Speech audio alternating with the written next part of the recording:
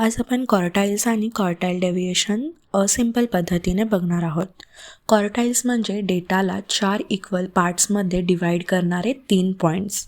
म्हणजे Q1 25% point याला lower quartile म्हणतात, Q2 50% पॉईंट हा आपला मीडियन, Q3 75% पॉईंट याला अप्पर क्वार्टाइल म्हणतात.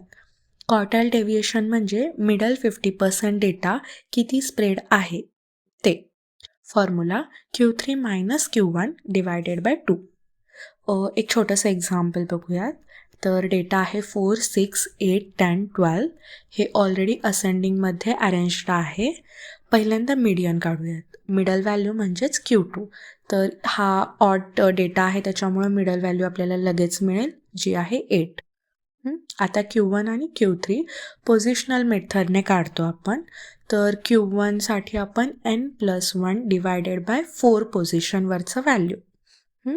तर इथे ते येतं 6.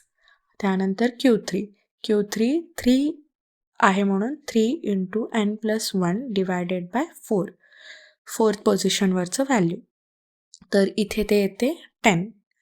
आता क्वार्टाइल डेव्हिएशन काढूयात. तर क्वार्टाइल डेव्हिएशनचा formula Q3 minus Q1 divided by 2 equal to Q3 आहे 10 आणि Q1 आहे 6. सो त्यांची सबस्ट्रॅक्शन डिवायडेड बाय 2 म्हणजे हे आलं 2. सो या डेटाचा क्वार्टाइल डेव्हिएशन 2 आहे.